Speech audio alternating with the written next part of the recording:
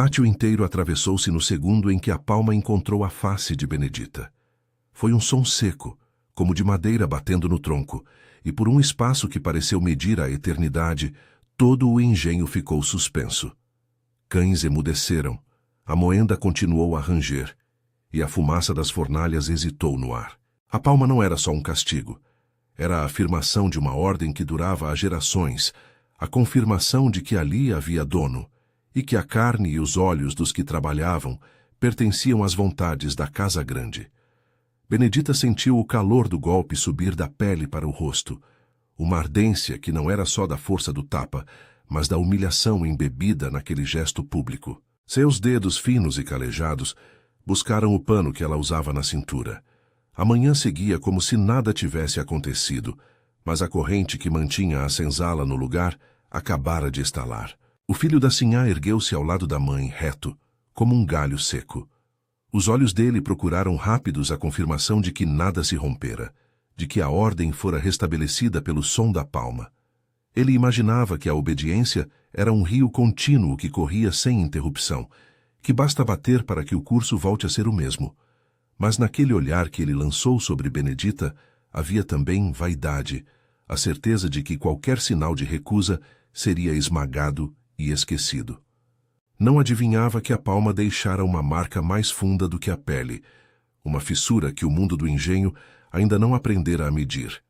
Benedita não caiu de joelhos, nem se desfez em lágrimas, não por falta de dor, mas porque um outro ensinamento havia se alojado em seu peito desde menina.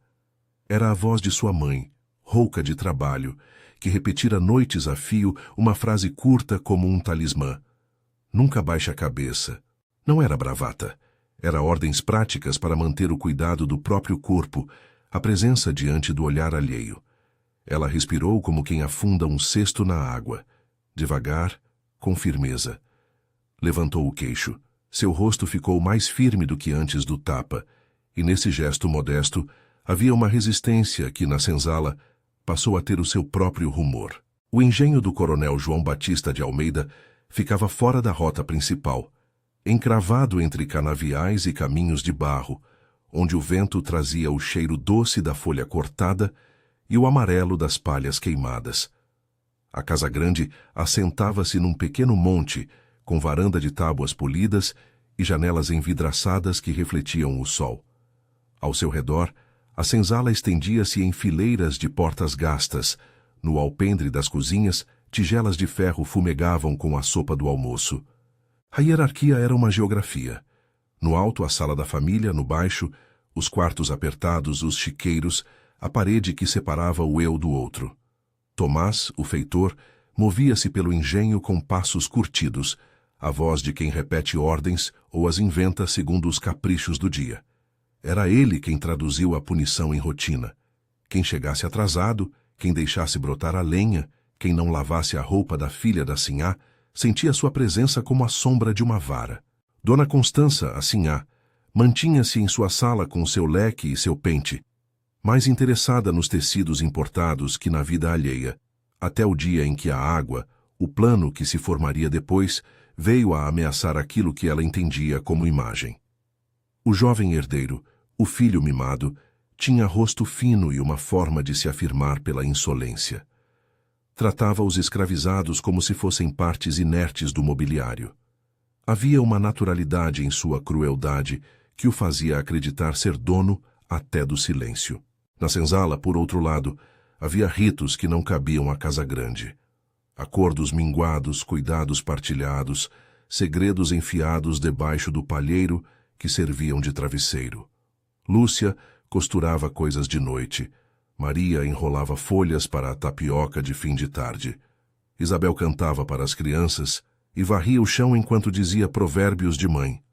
Todas sabiam que a vida ali exigia economia de coragem. Benedita, quando podia, reunia as mulheres numa roda pequena e falava baixinho da voz que puxava de sua mãe. Era ali, na voz dela, que o refrão ganhava terreno. Nunca baixe a cabeça. Havia uma disciplina do respeito próprio ali incrustada, um gesto de recusa que não passava necessariamente por palavrões ou sangue, mas por manter afirmado o próprio lugar no mundo. O tapa funcionou como pedra atirada num lago. As ondas correram pelo corpo da senzala, tocando cantos e memórias antigas. Algumas mulheres, aquelas que tinham filhos miúdos ou dores secretas, trocaram olhares rápidos, medindo os riscos. Outras, com a pele mais endurecida, guardaram silêncio e observaram a cinza que ficava nas mãos de Benedita. A notícia percorreu o engenho com a velocidade dos cochichos, um toque na rede, o virar de um prato, a tosse forçada de quem não quer que sejam notados. Onde há muitas bocas, as palavras encontram suas rotas. Naquele fim de tarde, depois do toque do sino que organizava o trabalho, Benedita sentou-se à beira do tanque de lavar e deixou que as mãos se molhassem. A água fria tocou os nós de seus dedos como se quisesse apagar algo que não era só poeira. Ela lembrou da mãe, sentiu o cheiro da pele dela, terra e lenha, uma mistura que parecia ancestral, e a frase brotou outra vez, não como consolo, mas como mapa. Nunca baixe a cabeça. E pela primeira vez, desde que a palma tinha rompido o silêncio, Benedita pensou numa maneira de responder que não envolvesse uma mudança de lugar. Não desejava matar nem destituir. Pensava em preservar a sua dignidade e, se possível, tocar a pessoa que acreditava ter o poder de humilhar. Foi Maria quem falou primeiro, numa voz pequena num canto da senzala, quando todas se reuniam ao anoitecer para remendar roupas e dividir a pequena janta. A senhora foi humilhada diante de todo mundo, disse ela. E o jovem, ele acha que pode tudo. Lúcia olhou como quem pesa o risco. Humilhação que fica sem resposta vira história, história que se persegue. Ela batia as agulhas, marcando um ritmo. E a gente aqui vive de história, cada dia. Se a história virar contra a gente, precisamos aprender a escrever outra. Isabel, a mais velha, puxou o lenço para a frente do rosto como quem vai falar com o vento. Não é contra matar, não é contra sangue, mas tem jeito de mostrar que a casa grande não manda em tudo. A voz dela continha memórias de festas, de partos, de pequenas traições ao donos de engenho. Tinha também a paciência que vem de muitos invernos. E foi ali, em meio aos remendos e ao provisório, que o plano começou a tomar forma.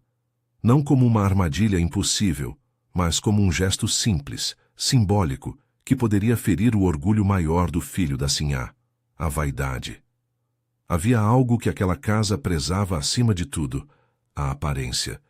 Dona Constança cultivava seu corpo e suas roupas como quem cultiva uma imagem pública. A ideia, então, era usar a rotina contra si mesma, transformar o que era privado, o banho, a vaidade, em praça pública por um gesto que não fosse mortal, mas que desorganizasse a ordem da vergonha imposta. O instrumento escolhido foi a água. Água que lava, água que revela, água que desfaz camadas. A senzala tinha rotinas de banho, dias marcados para que algumas mulheres lavassem as roupas e outros para que tomassem banhos coletivos junto ao tanque. Era ali que o corpo se tornava objeto de cuidado e por isso mesmo um palco possível. Não era um plano gladiador. Era um ato de constrangimento direcionado à imagem. A intenção não era despir a mulher de sua intimidade por violência, mas sim interromper a manutenção daquela imagem que a casa grande oferecia à cidade vizinha. Mostrar que a aparência pode se dissolver quando exposta ao olho coletivo. Discutiram o assunto com a gravidade de quem planeja uma missa. Houve momentos de medo, porque o medo é fiel quando se lida com quem tem poder para expor, vender, castigar. Tomás estava sempre a uma curva do caminho. O feitor era olho de pedra e ouvidos de vento. Havia também a possibilidade de que o coronel, homem mais velho e mais prudente, ordenasse a venda de alguém, a ponta final da sanção que podia esfacelar famílias. Cada hipótese foi considerada, cada risco medido. O traçado do plano exigia pequenos atos de coordenação, passos de formiga. O cuidado principal era não provocar uma punição que deixasse a senzala despida de gente que sustentava outras vidas. Joaquim, o barqueiro, entrou no círculo de confidência numa noite em que a lua parecia uma colher prateada, apoiada sobre o rio. Era homem conhecido nos arredores, negociava passagem, trazia notícias de vilas distantes, sabia como contornar a guarda que rondava as margens. Tinha olhos que sabiam ler mapas de água. Quando conversou com Benedita e as mulheres, a fala dele foi medida, como quem oferece ponte sem prometer porto seguro. Eu não trago barco para morrer, gente, disse Joaquim enxugando as mãos no avental. Trago barco para carregar o que precisa. Posso ajudar numa fuga, mas precisa haver certeza. Se a rede desmanchar, eu não volto. Benedita ouviu, mediu cada palavra. Sabia do perigo da travessia. O rio tem correntezas traiçoeiras, as margens são espinhosas, e o mundo do outro lado não é refúgio sem custos. Mas havia também a compreensão de que fugir seria somente uma fatia do que podiam alcançar. A outra, mais sutil, era causar uma fissura no prestígio do filho. Se a vaidade dele se rachasse, se os vizinhos sussurrassem, se o feitor errasse passos por causa de boatos, então a ordem se veria corroída em pequenas ações cumulativas. Treinaram então como cozinheiras treinando receitas secretas, em silêncio e com repetição. Lúcia e Maria praticaram o movimento do leve derramar, a forma de segurar o anforim para que a água caísse onde se queria, sem se transformar em desastre. Era preciso ter graça. Um gesto desajeitado seria motivo de gargalhada e vergonha reversa. O plano era um teatro minucioso. Um balde aqui, uma distração ali, uma conversa que atraísse a atenção. Ensaiavam as falas curtas que dariam à cena o sabor de uma surpresa legítima, não de uma provocação violenta. O que queriam era mostrar que a casa grande não era toda poderosa. Desejavam, com elegância, admitir ao público o que os olhos da senzala já sabiam. Havia também falsos passos. Numa manhã, quando as nuvens prometiam chuva e o trabalho se arrastava pesado, uma jovem tratou de chamar a atenção do filho da sinhá, numa tentativa de testar a reação. Ele passou sem notar. Noutra vez, Tomás andou roubando olhares, e o medo de que notasse qualquer coisa fez com que as mãos tremessem. A prática corria diante da realidade brutal. A segurança que buscavam era pequena e exigia sincronização. A coragem de cada uma dependia do apoio coletivo. O gesto isolado seria devastador, o gesto em conjunto, arriscado, mas com maiores chances de provocar o efeito desejado. Enquanto isso, na casa grande a vaidade ampliava-se como um jardim bem regado. Dona Constança gastava tempo em frente ao espelho, e o jovem herdeiro vivia alimentando a sua própria estatura social. Havia visitas de comerciantes das vilas próximas, sussurros sobre heranças, comentários que, para a família, eram peças de honra. A ideia de que uma mulher lavasse seus cabelos diante do público, ou que a água descascasse a formação de um penteado escolhido a dedo, era, aos olhos deles, quase uma profanação. Era essa, a ferida simbólica, que Benedita e as outras queriam tocar. Uma ferida de vaidade que, quando aberta, expõe a fragilidade das pretensões. Os ensaios ocupavam também as madrugadas.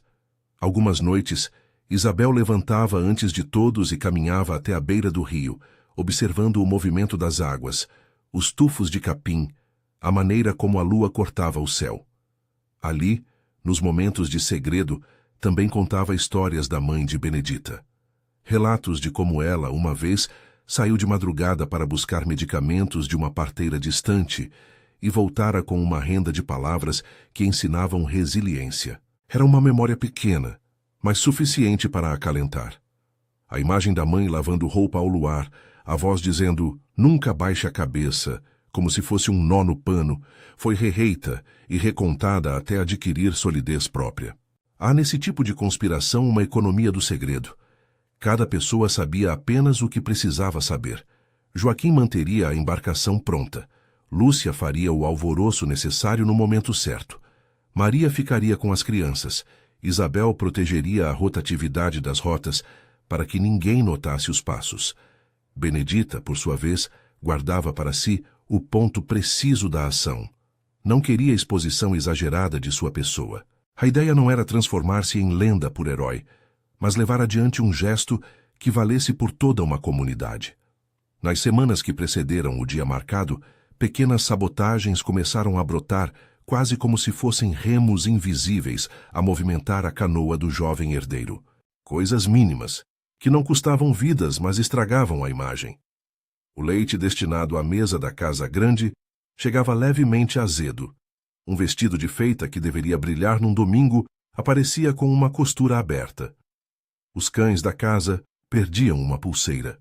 Nada que justificasse uma acusação direta, mas suficientes para provocar olhares desconfiados entre os vizinhos. Ao mesmo tempo, vozes nos mercados e em esquinas lançavam comentários. Ouvi dizer, e o ouvi dizer é um instrumento potente em lugares pequenos, onde a honra se sustenta por ecos. Essas pequenas ações não eram vingança gratuita, eram minuciosos cortes na reputação e eram calculadas para não desencadear punições que viessem como tempestades. A intenção era que o jovem começasse a perder a firmeza que sempre exibira, que ele perdesse a confiança nos que o cercavam, que os parceiros de negócios ensejassem cautela. Cada recusa de vender-lhe algum gado, cada comerciante que demorasse a fechar uma transação, eram peças de um tabuleiro. Era uma guerra de paciência. No entanto, a insubordinação tinha custo. Algumas mulheres foram punidas por pequenos deslizes. Uma costureira teve a calma castigada com uma noite de vara por ter colocado errado um laço. Outra teve alguns dias de trabalho extra na roça, sob o olhar frio de Tomás. O preço da resistência era concreto. Carne, suor, lágrimas e, para algumas, a dor de serem vendidas. A possibilidade de separar famílias rondava cada conversa, e isso era a maior ameaça. Quando se fala em desobediência num espaço em que as pessoas são mercadoria, cada gesto é uma aposta que pode reduzir crianças à condição de órfãos. Benedita guardava essa consciência como um objeto cortante no bolso. Sabia que sua ação poderia custar caro a outras. Não era uma líder de comício. Era uma mulher que, desesperada por dignidade, propunha um gesto que pudesse tocar o orgulho do jovem e, com sorte, abrir um canal de mudança. O plano, por isso, também trazia um pacto implícito. Ela seria o rosto, mas a responsabilidade precisava ser repartida pelos que planejaram, para que a penalidade não atingisse apenas os mais fracos. Havia, no entanto, a humilhação de aceitar que alguém pagasse um preço alto por um gesto que poderia libertar simbolicamente a todos. Esse dilema mordia Benedita como inseto noturno. Os ensaios físicos continuaram. Treinaram como segurar baldes para que a água caísse em filetes, como conduzir um movimento que parecesse acidental. Repetiram o tique menor que faria a dona Constança erguer a cabeça no momento certo. Calcularam o tempo entre a visão da varanda e o instante em que um balde poderia romper a ordem. Houve erros, um balde que derramou cedo demais, que deixou as mãos escorregadias, um riso contido que quase traiu a intenção. Aprenderam a controlar a respiração, a falar com olhos. Treinaram também a fuga. Joaquim ensinou os atalhos no céu quando a noite dá ré, os lugares onde o vento não carrega som, os pontos do rio onde a corrente é mais mansa. Ele mostrava, desenhando na terra com um graveto, como os bancos de areia mudavam de lugar. Benedita absorveu cada instrução como quem compõe corda. Na véspera do dia marcado, a casa suspendeu-se num ar de normalidade que era ao mesmo tempo tempestade por dentro. A marcha do trabalho seguiu. Havia quem fingia um comportamento mais submisso, como quem espera o fim de um jogo em que já apostou tudo. Dona Constança saiu cedo para receber uma visita de parentes. Era o momento certo. A vaidade dela seria posta em jogo justamente porque haveria plateia, e o jovem, ansioso por impressionar, circulava com o corpo de quem pertence a uma família em posse de sua honra. Para Benedita e as demais, contar com esse movimento era necessário. A plateia seria ingrediente para o espetáculo que queriam construir. Quando a noite caiu, a senzala reuniu-se para a última checagem. Os passos foram milimetricamente distribuídos e cada pessoa sabia seu papel. Havia medo, sim, e uma estranha lucidez, como antes de uma travessia. Benedita apertou entre os dedos um pedaço de renda que sua mãe deixara, pequeno resto de tecido que cheirava a sabão e histórias. Colocou-o junto ao corpo como se fosse um amuleto e repetiu interiormente a frase: "Nunca baixe a cabeça." Era um mantra que não garantia vitória, mas lhe oferecia resistência para prosseguir. Ao longe, o som do rio passava como um segredo sussurrado. Joaquim, escondido entre canaviais, olhava a lua que molhava a água com prata. Seus olhos encontravam os de Benedita uma vez, 2 vezes, numa comunicação breve que não precisava de palavras. Ele tinha o barco pronto, as cordas alinhadas, o rosto de homem que conhece a natureza do perigo. Ela, por sua vez, sentia o peso das possibilidades. Se conseguisse atravessar, teria incorporado outras memórias, aprendido novos ofícios, talvez cultivado uma outra vida entre pessoas que não a vendessem por uma soma de moedas. Mas também sabia que a fuga não curaria as perdas. Amigas poderiam ser vendidas, crianças separadas, trabalhos mais duros. A vitória simbólica vinha com a conta da dor. A madrugada avançava quando as primeiras pessoas se moveram para seus postos. O coração de Benedita batia com a mesma cadência que a retirada das redes no rio. O plano, após semanas de ensaio, parecia agora delicado como tecido de renda. Ela olhou uma última vez para a senzala, portas fechadas, chaves gastas, a penumbra como um cobertor. Havia vozes baixas, alguns cantos para acalmar, e no ar uma mistura de medo e sacrifício. Então, com passos silenciosos, encaminhou-se para o lugar do banho, onde a água e o gesto aguardavam. Era o momento de deixar que a história que corria no engenho cruzasse a linha que separava o presente do rumor. Ela sabia que o que estava prestes a fazer não apagaria dias de sofrimento, nem garantiria um porvir sem custos. Mas havia no gesto a promessa de que a memória daquela palma não seria esquecida como se nada. Ao nascer do sol, enquanto os primeiros raios incendiam a varanda da casa grande e a cidade próxima ia acordando, Benedita e as mulheres preparavam-se para transformar um ato íntimo em voz coletiva. E ao colocar o balde na borda, sentiram todas que o mundo ali para perto por um segundo se suspendia entre o medo e a ousadia, entre a ordem que o filho da Sinhá achara inquebrável e o dia em que essa crença seria testada. Quando a manhã ainda não havia se desenrolado em cores, quando o ar tremia por entre o cipoal e o primeiro galo ainda não cantara com força, tudo convergiu para o tanque. As mulheres avançaram com os passos medidos que vinham de tantas práticas, erguiam os pés como quem sobe degraus invisíveis, colocavam as palmas no balde, inclinavam o corpo como se o movimento fosse apenas mais um cuidado doméstico.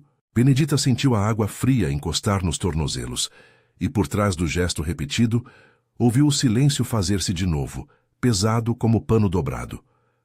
O balde esperou no canto, tímido até o momento exato.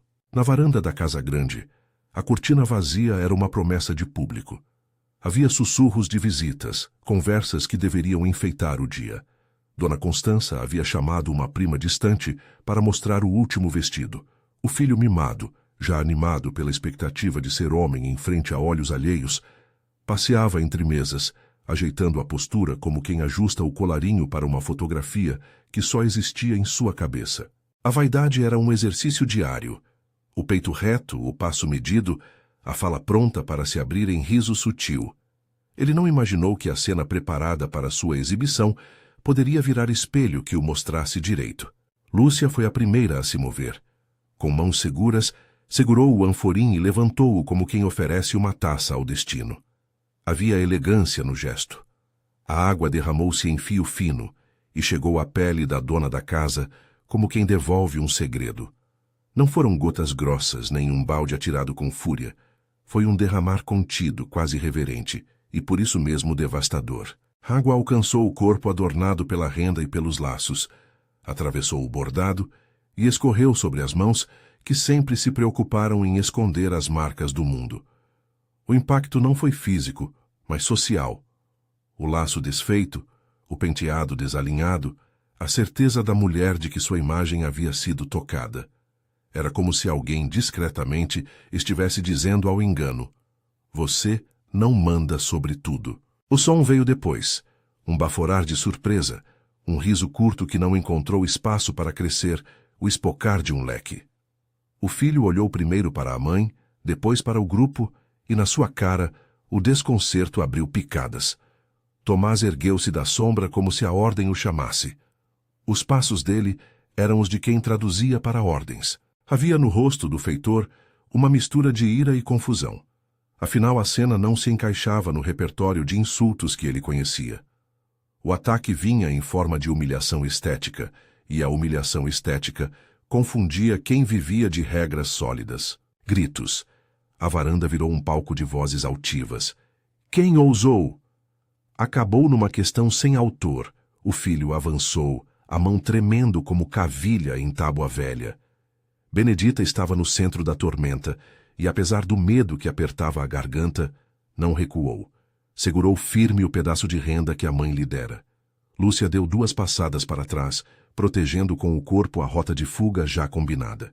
Isabel fez um movimento discreto com a cabeça para o lado do brejo. Joaquim, que aguardava nas sombras do rio, percebeu pelo sinal que era a hora de fazer o barco falar. A confusão passou por instantes que se alongaram. Gritos, ordens, o bafo do feitor. O filho tentou erguer a voz, queria recuperar a cena. Quem fez isso? Quem se atreve? E as palavras saíam como preces vazias. As mulheres mantiveram silêncio, como se cada uma fosse um nó em corda firme. Era preciso oldar a imagem e não ceder ao ruído que Tomás poderia usar para identificar rostos. Benedita apenas respirou. A água escorria como testemunha, e era o líquido que sustentava a acusação. A ideia de que a Casa Grande podia ser exposta foi a agressão real. Quando o feitor avistou um movimento mais decidido em direção ao mato, correu para a beira do tanque. Alguém na varanda dera sinal. Cães latiam, passos de homens se aproximavam em correria. Joaquim fez o barco deslizar com graciosidade, puxando-o por entre os juncos como se o rio fosse um amigo antigo. Benedita saltou para a canoa com a mesma determinação com que, semanas antes, treinara o derramar do balde. A água ficou para trás, no corpo da dona da casa, lembrando como um espelho quebrado. O filho tentou agarrar a barra do seu vestido. Tomás gritou. Houve um puxão, um tropeço. O bafo da captura quase se fechou sobre Benedita, mas a velocidade de Joaquim, aliada ao preparo de quem conhecia os atalhos, os livrou de mãos humanas por pouco. O rio os recebeu com pressa. A margem oposta era uma sombra de possibilidades, um lugar sem o pendor da venda. Havia medo no corpo de Benedita. Havia também a sensação cortante da culpa de quem deixa uma panela no fogo. Ao atravessarem, o barqueiro olhou para trás e viu as mulheres dentro da senzala. O pátio em desordem. O filho dominado por uma fúria que não sabia traduzir. O som do motor da vida no engenho continuou. As moendas giraram. Ouvidos de homens procuraram rostos. E a notícia, como sempre, começou a se esgarçar em várias versões. A reação da Casa Grande foi imediata e cruel, ao mesmo tempo que profundamente desorientada. O coronel, homem de mais idade e de experiências, passou da descrença à irritação moral que a hierarquia exigia. Se não havia norma para lidar com a humilhação estética, deu-se início a um improviso punitivo. Buscas, ameaças e o velho instrumento da economia das pessoas, a venda. Tomás, que sempre soubera traduzir ordens em castigo, lançou mão de punições já testadas. Chamou alguns homens, levou homens e mulheres para a ceifa e impôs jornadas extras. 2 nomes foram marcados para deixar o engenho. Maria, que cuidava da cozinha e tinha muitas ligações para outras crianças no bairro, e Júlia, indefinido, uma jovem que fora vista em outra noite, falando com desconhecidos perto do curral. A escolha era estratégica, separar laços que sustentavam resistência. As vendas foram, na vida do engenho, o açoite maior. A cada junta de cativos que saía, havia mães que olhavam com o peito cortado e crianças que não entenderam o porquê do sumiço do colo que as embalara. O feitor justificou com a mesma fala seca de sempre. É para mostrar que a ordem existe. Mas as ordens, quando impostas por medo, não costuram todos os pedaços. Deixam rasgos. Benedita soube, no exílio, do preço integral. Maria foi arrematada para um açougue de fazenda distante, levada com as torras dos bens que as famílias dos compradores haviam trocado. Outra, mais velha, teve suas tranças cortadas em público como sinal de perda. Essas notícias chegavam pelo rio em migalhas de rumor, e cada vez que chegavam, matavam um pouco da leveza da vitória. Enquanto isso, o filho tentou reconstruir-se onde sabia se sustentar, em aparências. Mandou pregar um aviso na praça, pago por um comerciante que ainda o servia, oferecendo gratidão por lealdades e pedindo desculpas públicas parcializadas. Organizou uma festa em que ofereceu vinhos e carnes e exigiu que os servos ficassem na mesma posição de antes. Mas havia algo no rosto dos compradores, algo que não se devolvia. O riso contido dos vizinhos, os cochichos no mercado, a mão que demorava a fechar uma venda. O ouvir dizer que plantaram nas manhãs de ensaio germinou em murmúrios que o preguiçoso filho não soube calar. Pessoas que antes apertavam a mão para negócios, agora olhavam para o outro lado. Parentes que viriam para visitas se mostraram mais escassos. O prestígio dependia de ecos, e os ecos começaram a falhar. Eram pequenas coisas, quase insignificantes à primeira vista, mas que se acumularam como pedras num rio. O açougueiro que negou crédito para o filho. O comerciante que reclamou de prazos e preferiu esperar para fechar a compra. O peão que recusou carregar a carroça mais pesada sem mais pagamento. Nada disso derrubaria uma casa de pedra de uma hora para outra, mas corroía a confiança e transformava o menino em figura de piada entre as rodas de conversas. Uma canção nasceu desses espaços curvada em troça. Uma rima simples que as mulheres usavam para chamar seus filhos na rua e que, com o tempo, passou de murmúrio a grito. Refrões trocavam palavras, e sempre que alguém cantava, havia um sorriso de canto. A letra que corria dizia num tom leve e feroz: ele bateu, ela levantou, o vento mudou e seu fole sumiu. Em outras versões, a rima recordava: nunca baixe a cabeça, como conselho e escárnio para aquele que acreditava que a obediência seria eterna.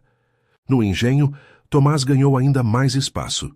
Aplicou castigos, fez rondas mais rígidas e, na falta de saber como restaurar a honra do filho, decidiu transformar medo em moeda. À noite, as luzes da senzala eram vigiadas, as saídas controladas. Alguns que haviam ousado se aproximar das janelas foram açoitados com varas leves, para que não deixassem marcas que pudessem atrair atenção. Mas a violência não apaga o que já fora plantado. Uma memória de dignidade que se espalhara como pólvora humilhante entre as paredes. A sensualidade do corpo que se recusa a curvar-se é mais difícil de apagar do que o corte do aço. Benedita, do outro lado do rio, não dormiu as primeiras noites.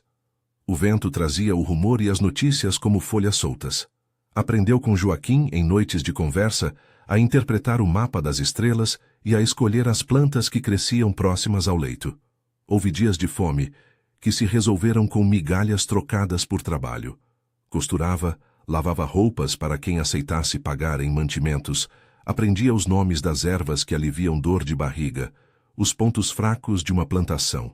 Era um aprendizado prático que vinha de mãos generosas e cautelosas.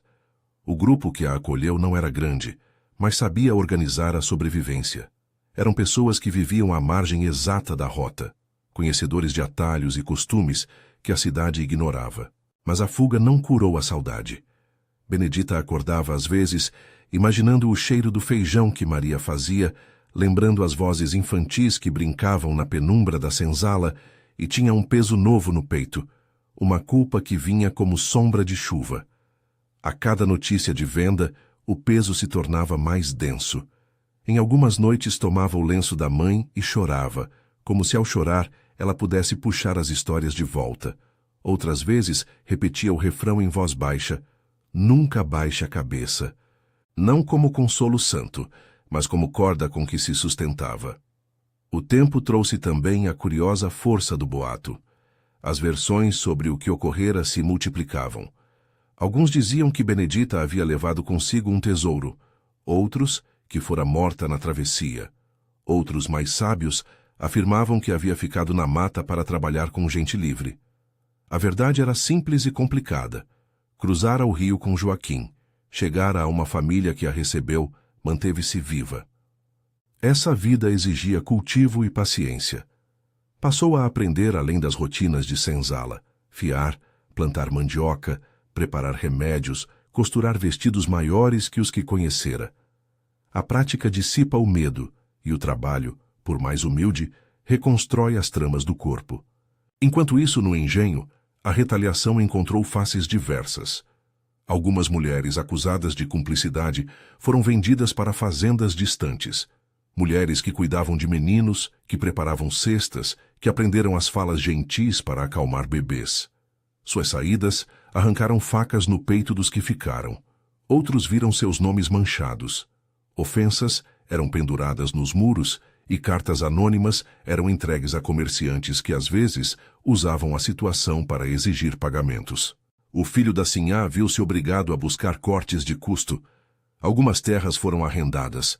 Gados que poderiam repor mão de obra foram vendidos para pagar dívidas ou para abafar a boca que não aceitava calar. Houve uma tentativa desesperada do jovem de recuperar prestígio por meio de ações ostensivas. Mandou consertar pontes, ajardinar a entrada da casa e distribuir mantimentos em festas públicas. Mas essas tentativas tinham o cheiro do esforço encenado. Eram gestos de alguém que acreditava que a generosidade comprava volta de lealdade. O que o tempo mostrou foi diferente. A confiança é feita de rede, e redes se desmontam mais por ausência do que por excesso de ofertas. Comerciantes contavam suas razões em linguagem simples. Se ele não sustenta a honra, que use seu dinheiro para isso. E, discretamente, recusavam mais negócios com a família. Sem as apostas das vizinhanças, a casa grande pensou-se frágil. Pequenas sabotagens continuavam a aparecer, como sinais de uma paciência que não se deixava apagar. Um pote de pimenta apareceu no leite da manhã. A corda do badalo do sino foi cortada numa manhã de chuva. As galinhas encontraram frestas na parede do galinheiro e sumiram entre o mato. Nada disso custava vidas, mas plantava dúvida. Cada deslize que parecia azar chamou mais atenção.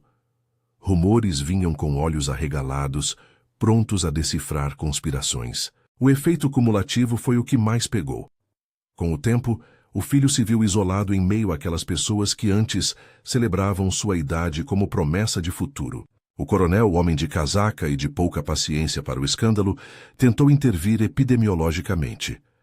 Falou em punir mais, em apertar as rédeas da senzala, em vender menos para não se expor. Mas também percebeu que o preço de se manter como estava podia ser a ruína social. Para ele, a honra implicava ordem e produtividade, e a confusão que nascerá de escândalos públicos poderia arrastar clientes. Assim, em uma das noites, convocou os homens mais antigos e pediu que se evitassem excessos. Não confiava em compaixão, buscava equilíbrio prático. Entretanto, em terra que depende de relações e de boatos, a prática sempre cede espaço à narrativa. Nos meses que se seguiram, Benedita construiu uma rotina nova e dura. Eram dias de trabalhar a terra, de proteger crianças que não eram suas e de costurar por encomendas pequenas. Em volta dela, nasceram outras vozes, mulheres que haviam perdido seus lugares e encontraram abrigo, jovens que aprendiam um trabalho honesto. Havia tristeza, havia comércio escasso, mas também havia a expansão dos dizeres. As crianças começaram a aprender novas cantigas.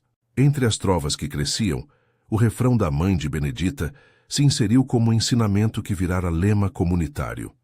Em festas ao redor do fogo, entre mexericos e acertos de contas, ouviu-se "Nunca baixe a cabeça", cantada de formas que variavam, ora como aviso, ora como troça.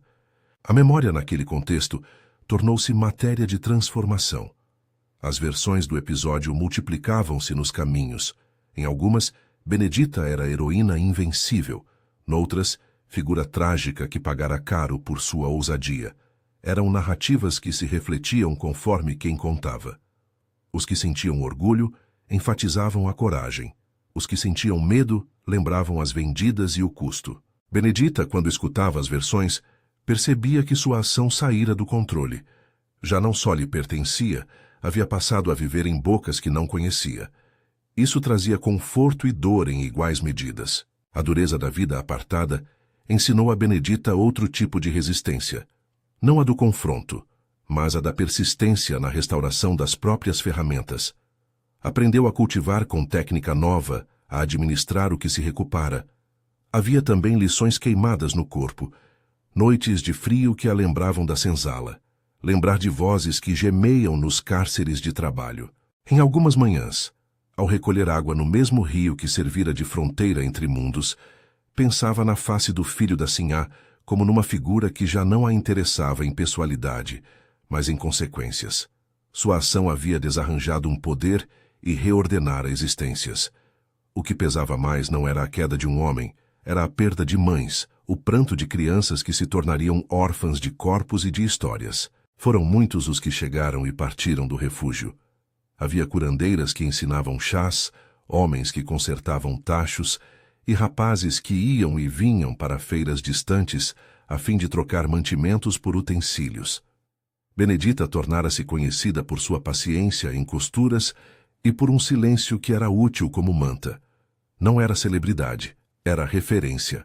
Em momentos de necessidade, tratava feridas de crianças recém-chegadas, ensinava remendos, costurava as palavras que vinham do passado como quem emenda roupas gastas, e nas noites longas, contava a sua mãe através de lembranças que já não eram inteiras, mas que produziam aquele refrão que virou corda para outros se sustentarem.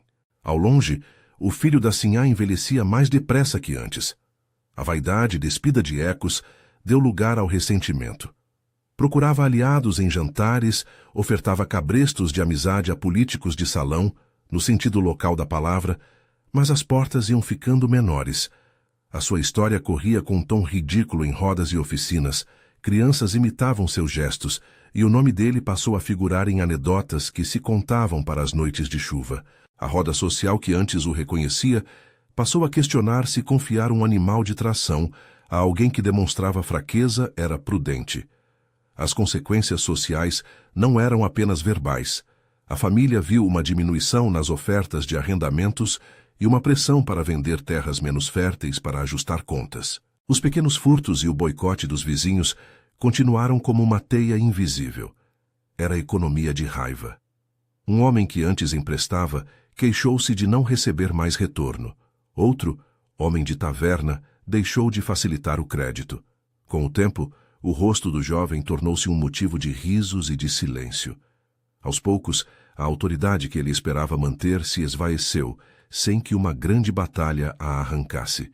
Era erosão, lento apodrecimento, que corrói as árvores por dentro. As mulheres que ficaram no engenho pagaram um custo alto. Algumas foram forçadas a trabalhos ainda mais árduos, outras perderam crianças que foram vendidas ou tomadas por senhores distantes. A dor estava presente em casas e em pratos pela metade. A memória do ato de Benedita ficou com gosto amargo entre quem perdera parentes. Não havia redenção que apagasse o preço. A própria Benedita, mesmo tendo escapado, carregou no corpo a marca de ter deixado amigos para trás, e cada noite lembrava que os gestos de liberdade têm um preço que nem sempre se paga com glória. A história, porém, não findou em dor apenas. Ganhou a dimensão de lenda nas bocas dos que a contavam para manter aulas e valores. Em rodas de mulheres, a fala de Benedita virou exemplo de que recusar a humilhação pode ser forma de preservar a humanidade. Entre as roupas remendadas de crianças, entre as cantigas que ensinavam a andar pela estrada sem curvar-se, o refrão da mãe, nunca baixe a cabeça, passou a ser uma instrução que, ao mesmo tempo, alertava para o perigo. Não era promessa de floreio, era conselho de cuidado.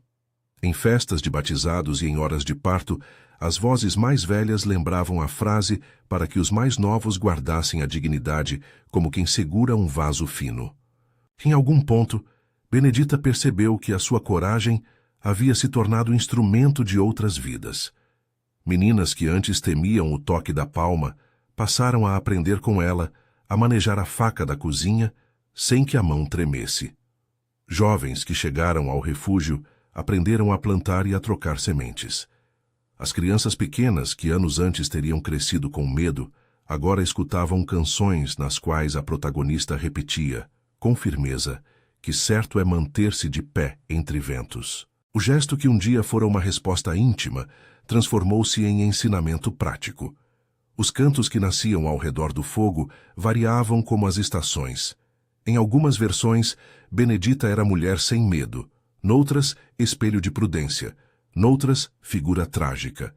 Havia a consciência plena de que nenhuma versão aniquilava o preço pago por outras. A ambivalência tornou-se a nota tônica da memória. A audácia fez lembrar, e a lembrança abriu feridas que o tempo não cicatrizava completamente. Entre as crianças que ouviam e os velhos que contavam, a lição foi clara. A coragem impõe custos, e cabe aos vivos cuidar das consequências. Com os anos, o nome do filho da Sinhá perdeu força, mas permaneceu nas piadas e nos cortes de língua de quem recordava. O engenho, com menos trabalhadores e mais tensões, viu sua produtividade oscilar. A família tentou recuperar a ordem por outras vias, casamentos, alianças, doações, mas já faltava o que se confia, a fé na obediência demonstrada. Alguns dos que ficaram renovaram suas lealdades por conveniência. Outros mantiveram um silêncio que dizia mais que palavras, e o feitor Tomás continuou seu ofício com a habitual severidade, apesar de, no íntimo, possuir dúvidas que não mudavam as ações. Nos anos seguintes, Benedita avançou na idade e viu como a história se transformava em modo de vida coletivo.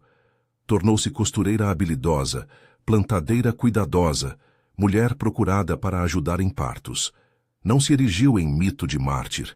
Era figura de prática, presença que ensinava com um gesto, com um olhar. E nas noites em que o vento trazia os sons do rio, ela reunia as crianças e dizia, com voz segura: "Nunca baixe a cabeça", não como retoque cego, mas como consigna que ensinava dignidade ao lado do cuidado. Explicava que o lema servia tanto para erguer-se no mundo, quanto para saber por onde caminhar. Quem se mantém de cabeça erguida, aprende também a ver seus perigos. A lenda que se formou sobre ela ganhou variações regionais. Em vilas próximas, cantigas lembravam as mãos que derramaram a água. Em algumas versões, a imagem era de uma mulher que fez aquilo por amor a todas. Noutras, falava-se de uma mulher que preferiu seu orgulho às vidas de amigas. Essa multiplicidade não era contradição, mas a marca da memória coletiva. Cada narrador acrescenta um pedaço, e a história nunca mais volta a ser a mesma. Na senzala, as que ficaram reconstruíram-se com o pouco que restara. Algumas criaram laços mais fortes com parentes que antes viviam à distância. Outras casaram-se com homens de outras fazendas. A vida seguiu, lenta e torta como as estradas de barro. A dor permearia por gerações em nomes esquecidos nos registros de vendas, em olhares que não voltavam aos lugares do passado. A resistência, ainda assim, plantou uma semente que ninguém poderia arrancar por completo. Ao cabo de muitos anos, quando Benedita sentiu que suas mãos começavam a perder a força que o trabalho exigira, reuniram-se ao redor do fogo as meninas que um dia aprenderam a costurar sob sua tutela. Haviam crescido, tinham filhas e filhos, e ouviam ainda a canção que agora tremia de tantas vozes. Em volta, o refrão da mãe da primeira vez ganhou um novo corpo. A velha frase, "Nunca baixe a cabeça", soa agora como melodia que atravessa tempos, ensinando não passividade, mas a preservação do próprio espaço diante das tempestades de autoridade. O engenho, por sua vez, continuou a ser recordado como lugar onde uma ordem fora testada, e, por consequência, revelada em sua fragilidade. Pessoas que jamais viram Benedita ouviram da boca de suas avós que ali uma mulher ousara fazer algo que mudou o compasso do lugar. Memórias, como pedras roladas, mudam de levante e o significado do gesto desvanece e reaviva conforme se usa para ensinar. O que restou, no entanto, é uma coisa simples. Uma frase que continua a ser cantada quando se quer recordar o valor de manter a própria dignidade. Ao fechar o círculo desta história, fica a atenção que sempre acompanha esses relatos. Não é justo olvidar o preço pago por outras. A vitória simbólica existiu, foi real e abriu rumos de retorno de honra. Mas nem toda vitória é isenta de dor. A memória guarda com fidelidade dura os nomes cortados, as crianças que foram levadas, os corpos que sofreram. Nesse balanço, o gesto de Benedita é simultaneamente heróico e demasiado caro. É imagem de resistência, é registro de perdas. A voz coletiva que dela fez lenda aprendeu a cantar e a chorar. Se esta narrativa tocou você de alguma forma, Ajude a manter viva a memória. Compartilhe esta história e comente abaixo como a lembrança de coragens pequenas e de preços grandes lhe fala hoje. A vida de Benedita ensina que resistir é um ato que exige consciência do que se ganha e do que se perde, que a dignidade é, por vezes, a moeda de maior valor, e que as palavras que ensinam, nunca baixe a cabeça, devem ser transmitidas com cuidado, sabedoria e reconhecimento do custo de cada gesto.